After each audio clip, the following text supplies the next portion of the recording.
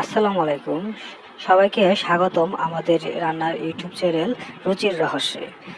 সবাই কেমন আছেন? আশা করি ভালো আছেন। আজকে আমি দেখাবো আমার প্রবাসী ভাই ও ব্যাচেলার ভাইরা খুব সহজে কিভাবে পাট শাক রান্না করতে হয়। তো বেশি কথা না বলে চলুন শুরু করা যাক।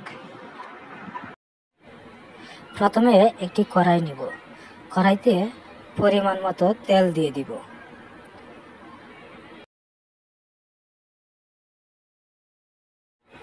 এই তেলটা ভালোভাবে গরম করে নিব।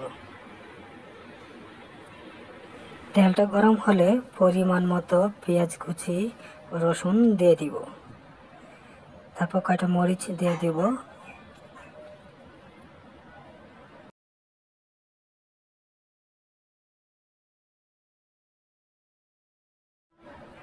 এখন এভাবে ভালোভাবে নাড়তে হবে। আমরা পেঁয়াজ কুচিগুলো হালকা লাল করে নেব।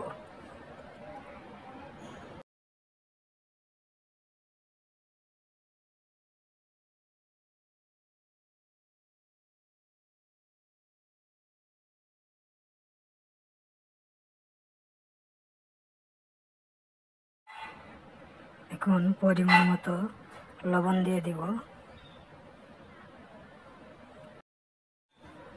এভাবে ভালোভাবে 2-3 মিনিট নেড়ে নেব। তারপর আমরা পাট শাকগুলো দিয়ে দিব।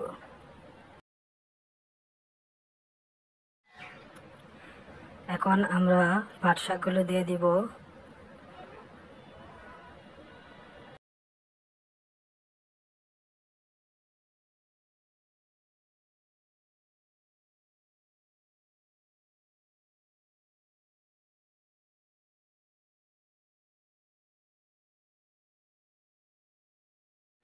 পাট শাকগুলো দেওয়ার পর আমরা একটা ঢাকনা দিয়ে ঢেকে দিব সিদ্ধ হওয়ার জন্য।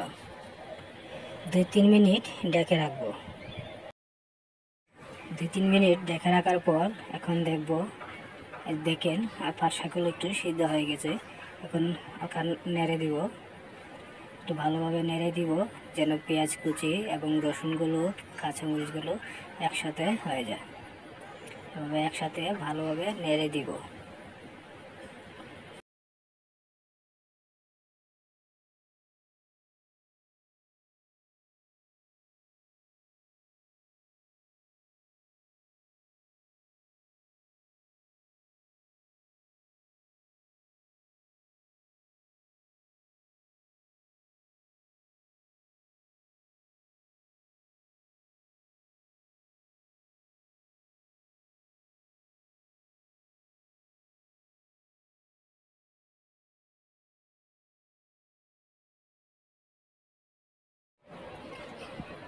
এভাবে ভালোভাবে নাড়তে হবে। এখন আমরা আবার ঢাকনা দিয়ে ঢেকে দেব একটু সিদ্ধ হওয়ার জন্য। এভাবে ঢাকনা দিয়ে ঢেকে দিবেন 2-3 মিনিটের জন্য। আবার 2-3 মিনিট পর আবার দেখুন পাট শাকগুলো তাদের হয়ে আসছে। এখন আবার নাড়তে হবে, ভালোভাবে নাড়তে হবে যেন কড়াইতে লেগে না যায়। এভাবে ভালোভাবে নাড়তে হবে।